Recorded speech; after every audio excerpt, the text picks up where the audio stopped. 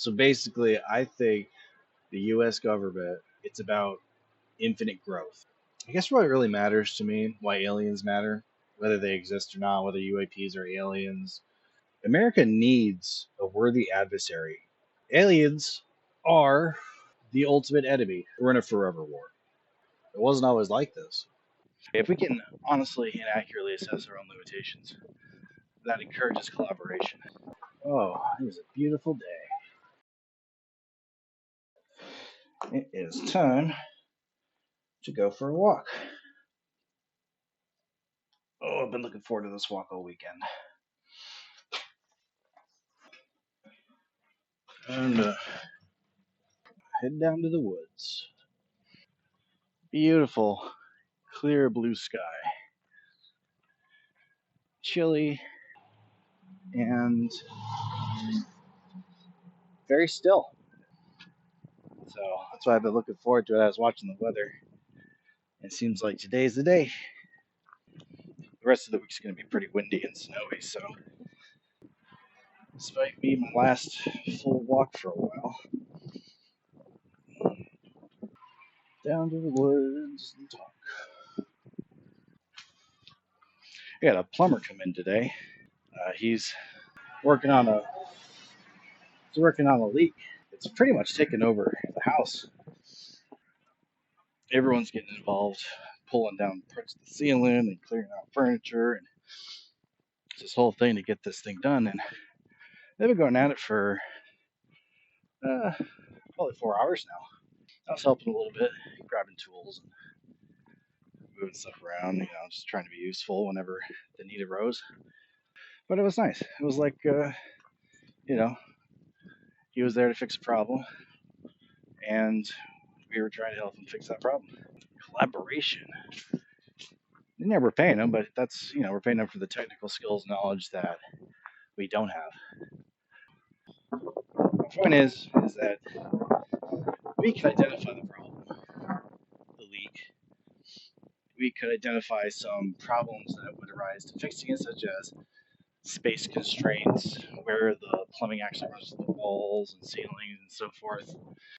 We just sitting there looking at it like, if I were a plumber, how would I have to get in there and fix that? Things like that. All in pursuit of speeding up the process of fixing a problem. And that's really what it's about. If a problem can't be fixed, we should do it as quickly as possible. And if we want that to happen, we have to collaborate with other people. And in order to collaborate with other people, you gotta humble yourself a little bit. You gotta acknowledge that they know things that you don't know, and they're far better at things that you probably aren't even aware of. You gotta ask for help. I've been all over the country, and one thing I can tell you about people everywhere is that someone tells a person that they need help, they will help them. But no, all I was saying is that no matter where you go, if you ask for help, people are gonna help you. Someone will help you. But those people who will help you won't know that you need help until you ask. And it takes humility to ask for help. And some people don't have that. Some people don't have humility. I don't mean humility like total submission to another person or anything, like in the Judeo Christian sense. If we can honestly and accurately assess our own limitations, that encourages collaboration. The process for being confronted with a problem you can't solve is not to, try to trick people to think that you solved it. There's all kinds of ways to do that. Tricking people to believe that a problem has been solved, or creating problems that don't exist, or whatever. It's just sort of, actually solving the problem. If it's a problem that can't be solved, and you know that you can't solve it, you're going to try to find somebody that can. And depending on how serious the problem is, you'll be willing to give them quite a bit to solve that problem. And of course, the natural instinct is to try to solve a problem yourself, but that is incorrect. It is slow, it is ineffective. I'm not saying it doesn't work, I'm not saying it can't be done, but it just doesn't work as good as getting along with other people and collaborating. So, yes, I think humility is an essential component to collaboration. And I think that collaboration is the key to, all kinds of things. I mean, scientific knowledge, advancing technology, understanding ourselves and the universe. I mean, you name it.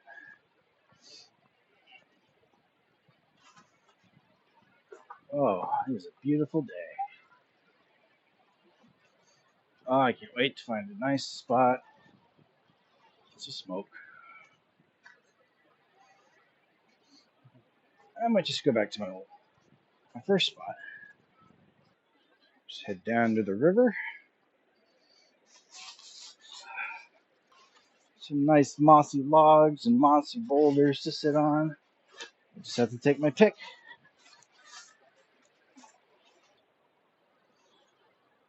Yep, this is the log.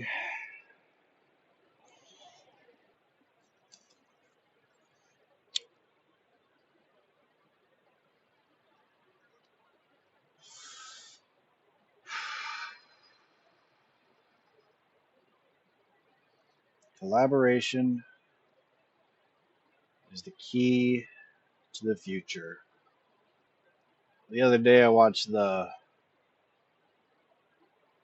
congressional hearing about UAPs, unidentified aerial phenomena,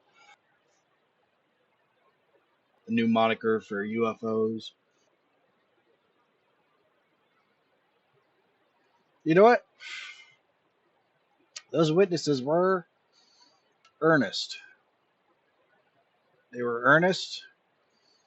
They did not all think that the UAPs were aliens. One guy even flat out said, when asked directly, he just said, I don't know. And that guy, kudos to that guy. Kudos to that guy. I'm glad he had the courage to say, I don't know. Because that's the correct answer. I don't know. I think it's undeniable that UAPs exist, but what they are, that's a whole other ball game. All right, so here's the thing. I think there are aliens. I do not think that UAPs are aliens. The UAPs that were described in the hearing and the footage and pictures they referenced, it's undeniable that UAPs exist. What they are is a whole other question. But yes, there are aliens. I mean, the Drake equation, right? Drake equation is just a mathematical formula with some factors that calculates the probability of civilizations that could exist in the universe. The basic idea is that given the sheer size of the known universe, the density of star systems with planets, and if life does start spontaneously, then life should be everywhere. The universe should be stuffed to the gills with life forms, and they would be everywhere. There's too much real estate for there not to be life somewhere. Just look at our own experience here on Earth. Europeans sailed across the goddamn ocean. They didn't know where they were going. They just wanted to see what was on the other side. If there was another side, they had no idea. They just wanted to see what was over there. And they found another land. And on that land, they found not just people, human beings. People had already been living there for 10,000 fucking years. They had no clue that shit even existed before they got there. And someone had not just beat them to it, they beat it to them as far as you could possibly beat somebody in a race to anything. 10,000 years. Just chilling here, doing human shit. Same shit that we've been doing. A little different. Some things are a little different, expressions are a little different, but basically the same shit. Same shit, different place. Humans being human. They were here all along. First contact with Aboriginal people is the most similar scenario we have to what it would be like to contact alien life. Except we are the Aboriginal people in this scenario. Yet the aliens would be akin to the Europeans. First of all, in order for the Europeans to get to North America and Australia, or for aliens to get to Earth, they must have technology that surpasses ours by every metric. Just like Europeans had technology that surpassed what North Americans and Australians had by orders of magnitude. North American Aboriginal people did not know how to build a vessel that was capable of traveling across an ocean and transporting human beings from one end to the other alive. They couldn't do that. Could not be done. So just having the technology, just having something that can get them from wherever they are to wherever to here implies so many things about where they are technologically, scientifically, how their understanding of the universe and reality, it would necessarily surpass ours. They would just know more things than us because we don't know how to do that. We don't know how to get from one star to the other except to shoot a robot at it and wait. That's our best guess. So I don't know. Build a robot, strap a rocket to it, send it that direction, and hope for the best. Those are canoes in the ocean of the universe. Not even canoes because they don't even carry people. So no, I can't even call them canoes because they don't carry people. They're just robots. If aliens did show up here, they would be way more advanced than us in pretty much everywhere. But if they aren't here, then the odds of us finding each other are zero until one of us develops interstellar travel, transporting life forms across astronomical distances successfully. That's hard to do. It may even be impossible to do. There are some theories about how to overcome the distances between stars, but they are pretty optimistic. Like the Alcubierre drive, warp drive, very optimistic. We're pretty sure it can be done. We don't know how, and that's my point. And if they know how, they know more than us. I guess what really matters to me, why aliens matter, whether they exist or not, whether UAPs are aliens, whether we're alone. Man, the first time we find aliens, it's going to be a fucking celebration, I hope. Global celebration, knowing with certainty that we are not the only living organisms in the universe. Something else is out there. We're not alone. That's something to celebrate. But it means a lot of things. There's a lot of things that come with that. If aliens find us, that means there's more of them. There's other aliens that haven't found us yet, who might not be able to find us yet. But it means that complex life is not only possible, but it's common. Unless we're both stupidly lucky and unlucky at the same time. Like, if aliens find us and they happen to be the only other advanced complex life form in the universe, the odds of that are, the closest I can get is like if you got a royal flush 1,000 times in poker in a row. Like, that would be a fucking joke if it happens. That would be a joke. But that's all I'm saying is that odds are, if there's two complex life forms, there's four. If there's four, there's eight. If there's eight, there's 16. If there's 16, there's 32. If there's 32, there's 64, so on and so forth. It's it would mean that's it would mean there's so much to discover. So much. The possibilities for the growth of humanity into the stars would accelerate exponentially after first contact. I really could talk all day about how hopeful and optimistic I am for the future, but I think there's a more realistic reason why aliens are entering the public consciousness. And I think those reasons are related to just how shit works in the real world. So basically, I think the US government is trying to influence popular consent to build weapons in space. Okay, why and how?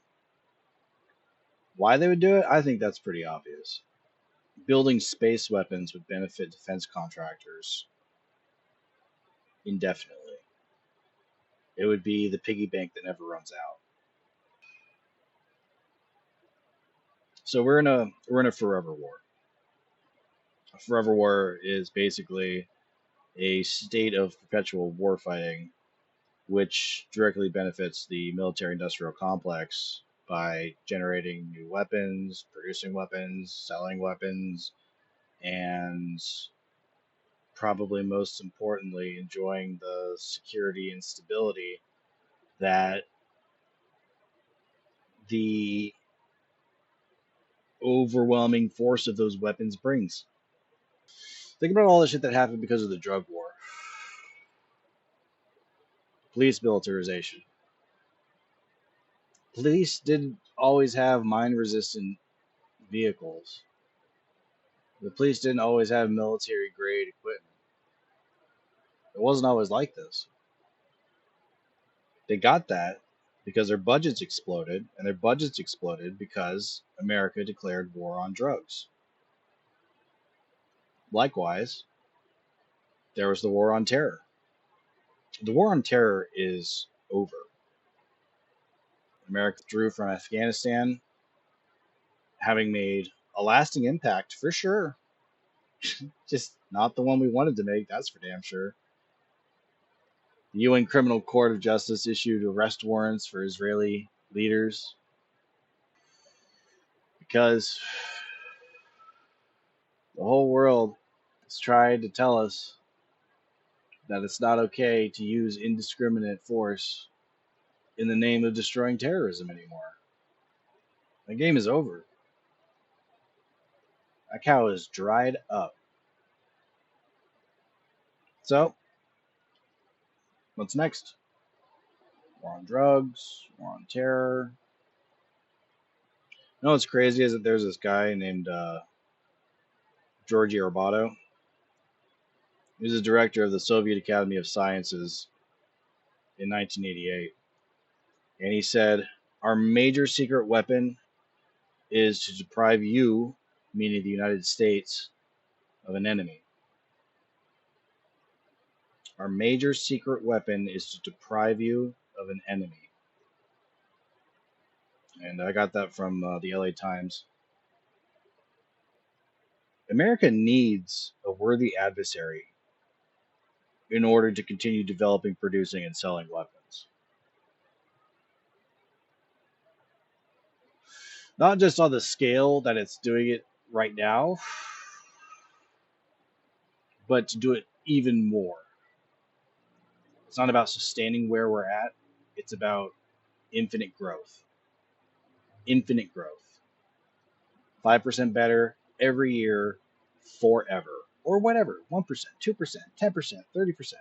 As long as that number is green and starts with a plus sign and ends with a percentage, then everything's right in the world. Aliens are the ultimate enemy. If the aliens were here, they would constitute a threat because they would necessarily be overwhelmingly superior to us technologically, pretty much in every way we could imagine. And one of the main problems is how the US in particular assesses a threat.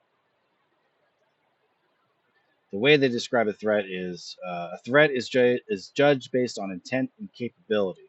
The more capable an adversary is of doing harm, and the more intent to do harm that they have, the more threatening that adversary becomes. So, let's just say aliens are here. Their capability to do harm surpasses ours by orders of magnitude. So then what matters is their intent. And it may not be knowable to us what their intent is. Except in some cases, like if they were malicious, for example. Like if they really wanted to do harm to us, first of all, I think it'd be way more obvious that they're aliens. And second of all, uh, we wouldn't stand a chance. So, that's not even really worth thinking about because there's nothing we can do about it anyway. If there were malicious, super advanced aliens, that would just be game over.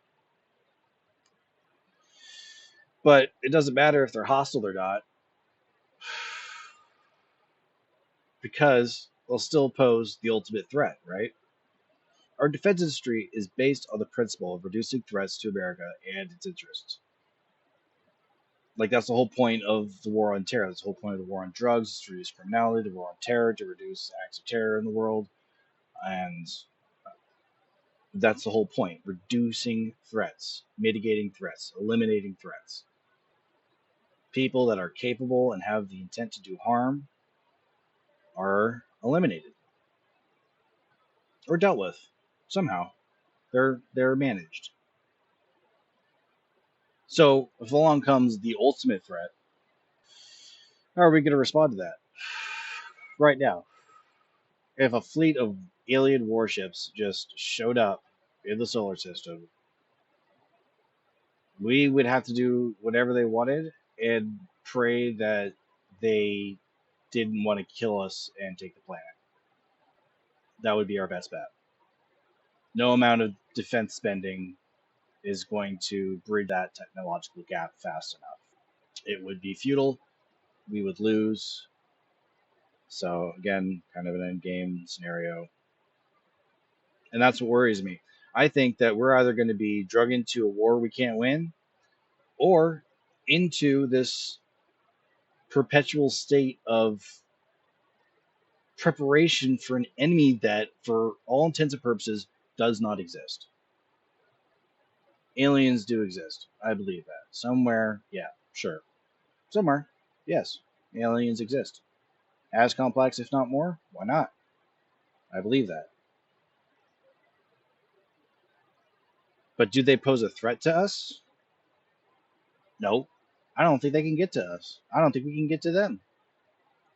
I think we're stuck where we're at right now. But should be pretty clear to people that the truth is not terribly important when it comes to the needs of the status quo. I think the answer to aliens, especially complex aliens that are capable of visiting Earth, the best thing we can do is reciprocate. If bacteria engage in reciprocity, fucking aliens will engage in reciprocity, especially aliens advanced enough to travel the stars. That's our best bet. Reciprocity. The golden rule. I'll treat you the way I want to be treated, and as long as we keep doing that, great things can happen. We can collaborate. Maybe. If they're even willing to do that with us, to share their technology and their knowledge. Remaining reciprocal opens the door to that possibility. It opens the door to the possibility of collaboration, because if they aren't malicious, then they will understand that we are being reciprocal and we'll be able to build a relationship. And we will build trust. And eventually we will collaborate. But, man, I'm just worried we'll be the first ones to shoot. That would be bad. But just stay skeptical, you know? I need serious evidence that aliens exist and have visited Earth before I will believe that those two things have occurred. And you should be as skeptical, if not more than I am, because there is an effort to persuade people about imaginary threats in the sky, literally, to build fucking, I don't know, missile silos in space. Not to blow up aliens, but to blow up people on Earth. It's not about the aliens, bro. It's about having a reason to do it. We've been wanting to build weapons in space forever. We signed treaties forever ago saying we would never build weapons in space. There was a mutual agreement not to do that. And I'm seeing the signs that we're heading in that direction. That we're going to start building weapons in space, and I think they're going to use aliens as an excuse to do that. You really got to stay skeptical. Have a very high threshold of belief. It's important. It's important.